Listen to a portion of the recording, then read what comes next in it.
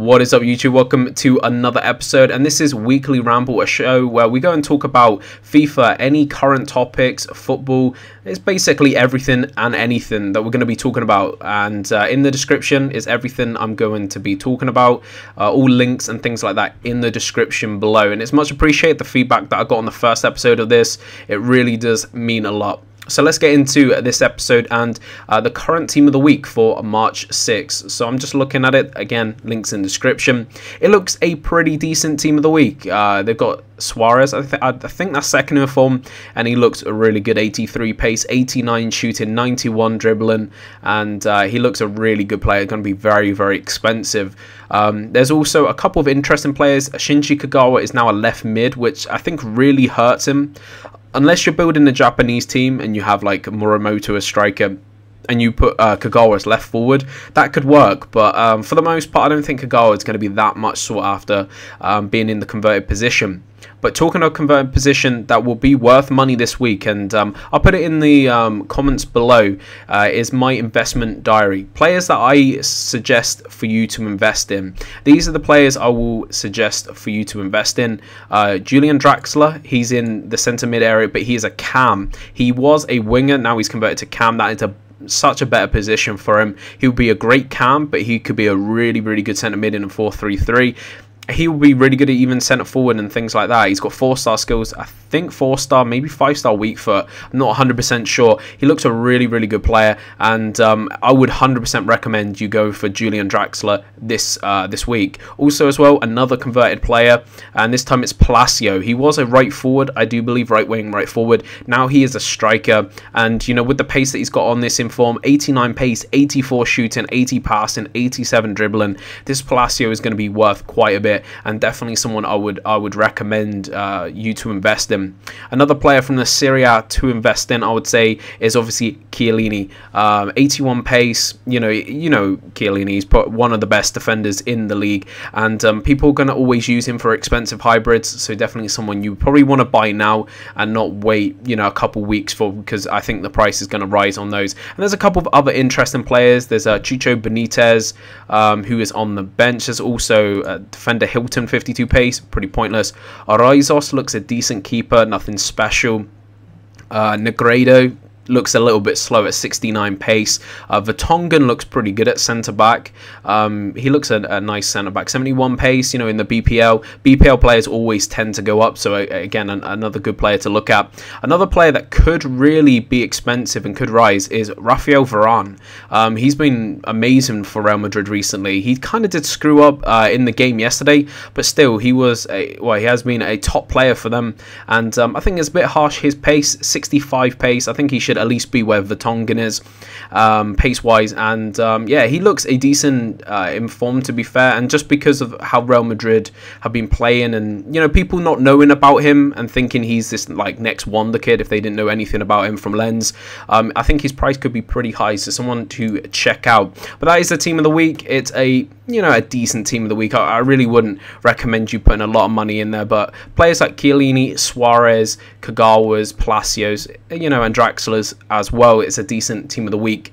And yeah, I'm definitely going to be picking up Draxler, 110%. I'm not really sure anyone else. Palacio maybe, depending on price. But yeah, that is it on the team of the week. So let's get on to the topic in hand, and it is to do with the Champions League. The games yesterday, well, the game I only watched. I didn't watch the Dortmund game, but I did recall that ended 3-0, and Dortmund are such a force at home this season. They're a great team, and I think in the Champions League, they're definitely more suited. In the Bundesliga, they've been doing well, but obviously they're behind, I think, the best team, in the world at the moment. You know, I wouldn't put Barcelona there. Barcelona can be. Their form at the moment isn't there. I think Bayern Munich with their depth is incredible, and Dortmund are second to that, but they are a great team, and with Royce, Lewandowski, Götze, etc., they've definitely got goals in them, and it was a good performance yesterday for them. So it'd be interesting. I think they're going to be a dark horse. We all know the Champions League. Champions League is so unpredictable. You get teams like Porto winning it. Also, you get Chelsea winning it, somehow beating Bayern Munich in the final. Sometimes you need that little bit of luck, and Borussia Dortmund, even if they get that little bit of luck, I think they could go pretty much all the way if they get that bit of luck. But who knows, they're definitely a good little outside bet. I think, for the Champions League. But let's get on to the game that was the key focus yesterday and a lot of controversy surrounding it, which was the Man United game versus Real Madrid.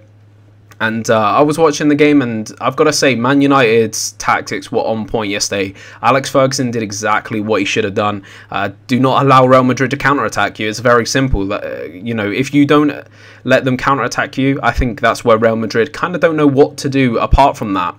And yeah, they really had a solid game plan. I think Welbeck really suited that sort of game. You know, a very defensive game, and him to hit on the counters, I think really worked for him. And he was definitely one of the brightest players for Man United. But I mean, we can't really talk about the game too much without talking about the Nani incident, and that is going to be the main topic for today. I want your guys' opinion. Put it in the comments below. Do you think it was a red card? Do you think it was the right decision to do? Do you think the referee has, you know, other motives? Because I don't know if this is true or not. Again, put it in the comments below if this is. I did hear that the referee, the Turkish referee that was involved, has basically got a Twitter account. I don't know if this is true, but he follows, you know, loads of the Turkish teams, but he also follows, you know, Cristiano Ronaldo, Messi, Barcelona, Real Madrid, kind of hinting that he does like the Spanish sides and the Spanish teams.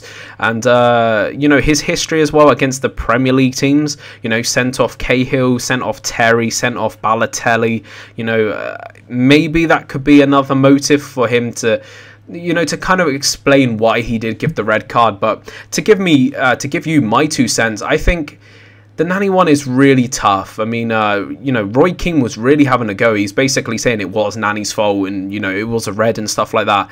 And, I mean, he would know. I mean, how many dangerous tackles he did over his career. But I've got to say with Nani, I really don't know what to say, because I think the biggest issue with that incident is the letter of the law. And I think if it's a, you know, a high tackle with your foot raised, and you know what European refs do, you know, any kind of 50-50 where your feet are raised, they will blow for it every time. And I think this is not, you know, this isn't any different. I don't think Nani's play acting helped either. I think it gave him longer to kind of decide about things, because he was down, like, feigning injury. And you know how many times people feign that injury because they know they've done something wrong? But I've got to say, I don't think it personally should have been a red. I think it was a little bit harsh, but I can see why it was given. And what I hope that does happen is they give a example as the law. If anything above, you know, the waist, and if you're going to use your foot and it, you know, connects with the player, then that equals 100% red card. And if they keep doing that over and over and over again, people will learn that if you do that move, you're going to get a red. The issue is, I've seen a couple of those given as a red, and I've seen some not. For example, I remember Sebastian Larsson did even worse. You know, a little a stamp on the higher part of the chest, and he got nothing for it in the Newcastle-Sunderland derby. Not a penny. He didn't even get a yellow card for that. But Nani, in that high-powered game as well, got a red card. So I really don't know. I do feel a little bit sorry for Man United, the way that things didn't really roll their way, and that is the Champions League. You need luck. Maybe Jose Mourinho has that luck for this year, but I think Man United really couldn't do much more. I think they had a really good game plan, and I think that there's a bit of news about Rooney. A lot of papers are basically saying he's going to be moving on in the summer, you know, being dropped in an important game like that. And I really don't see that. I mean, I wouldn't be surprised if he does go to PSG or, you know, some other club like that, but I don't think he will go. Again, put your views in the comments below. Do you think that was really a red card? Yeah, put that in the views below. But Real Madrid did well, a couple of nice goals, and one thing I want to talk about just before the end of that game was Modric. I know many people might have not seen it, but Modric was the orchestrator for that. The first second he came on, I was saying to everyone, I was like, look what he's doing. He's, you know, pushing everyone higher up. He's gaining the ball every time, and he is, you know, he's the linchpin in their attack, and he was incredible. He got a really good goal as well, coming off the post, and he orchestrated everything. He started the second goal, he scored the first. He was instrumental for them, and that's the Modric we saw at Spurs, and it definitely suited him yesterday. Good subs by Jose Mourinho putting him on. Anyway, so that is the Champions League from yesterday. The Champions League games tonight at 7:45 UK time is Paris Saint-Germain versus Valencia, which I think is going to end 1-0 to Paris Saint-Germain. I'm not sure who's going to score because I think Ibra is suspended. But I would say maybe a Lavezzi goal, something like that on the counter-attack. I think they're going to be quite defensive today, even though they have got the advantage from the first leg. And the second game and the final one is, again, at the same time, 7:45, Juventus versus Celtic. And Celtic were ultra unlucky and Juventus were the opposite. I really didn't think Juventus did much. And to be honest, I think the result was very, very harsh on Celtic. I don't think Juventus were amazing, but they were clinical. And that advantage is just too much for Celtic. I think it's going to be a little bit of a walkover today. I don't think Celtic are going to try because of the deficit. And I think I think Juventus is just going to push on, get a couple goals. And I think it's going to be a 2-0 to Juventus. Put your predictions in the comments below as well for those two games. Paris Saint-Germain versus Valencia, Juventus versus Celtic.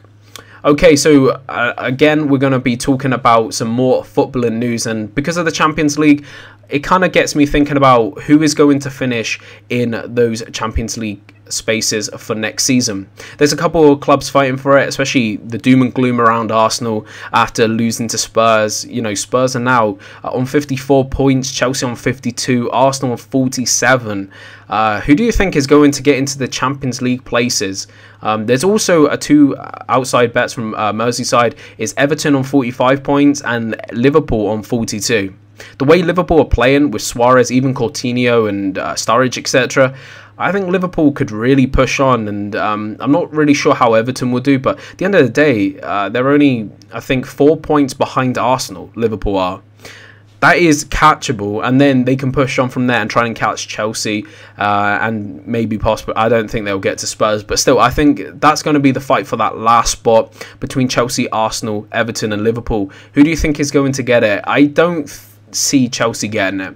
I just think with Benitez, the morale around the club and the way the fans just keep persisting about trying to sack Benitez, even when he's made it abundantly clear he's going to be staying there until the end of the season, I think that could really affect them. The doom and gloom around Arsenal, they are so hit and miss. They can have one good game, the next game they look pathetic, and I'm really not sure which way to go with Arsenal, but you know, they have a potential of going above Chelsea, but I don't see it. I think the team that is going to get in the Champions League is going to be either Everton,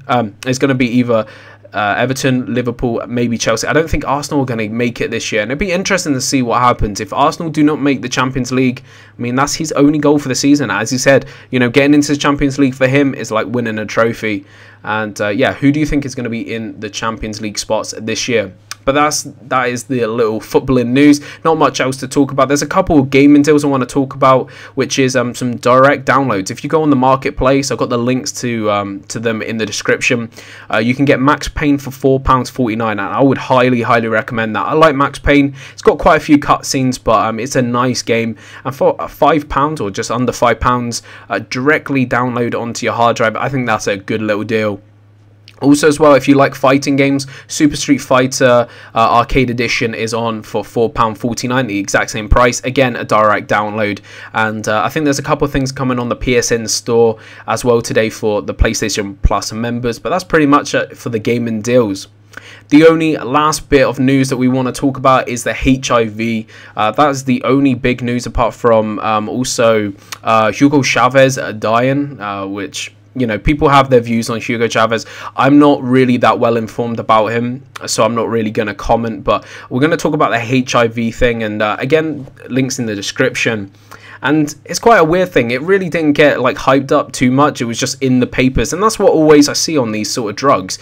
Massive cancer cure, like somewhere like page 20, 30 of a newspaper. And then we get crap celebrities on page 1 or the back page making the big headlines. But it did get, a little bit more known than the others that I've seen. And from their quotes, they said, using this as a proof of concept that HIV can potentially be curable in infants. There's basically a kid, I think in Missouri, I think he was 2 years of age or 2.5 years of age, and he got cured of HIV and he was born with it. The thing is, you don't know if that can cure people that get it later in life rather than being born with it, or someone who ain't an infant, because you obviously know adults' bodies are different to kids and they react in a different way. But it does show that the concept of that is definitely doable, and it would be interesting to see if this could be used in other things, any other cancer cures and things like that. But my only little downside would be there's been many articles on these, I think, since way before 2011. The issue is they find these drugs and they take about like 5+ years or whatever of testing just to make it sure that it's good enough to put out on the market. You don't have a product and test it for like half a year or a year. You give it many years of treatment. The thing is, you don't know what it's like on that person's life 10 years, 20 years down the line, and that's why some of the drugs take a while to really kick in. But I have to say that I've seen many of these articles come and go, and I just think the people that create the drugs and the government are kind of stopping it. I know it's a conspiracy theory, but why would they want people to kind of live longer? That's you don't want the population to live too long, and if you keep having these drugs that will stop things and stop cancers, in a weird way, you've got to do it to basically bring in the newborn and, that continuous cycle. But it'd be interesting to see if this could be used for anything really good in the future. Anyway, that is the end of the episode. Much appreciated for everyone who stopped by, and I will see you in the next episode. Peace.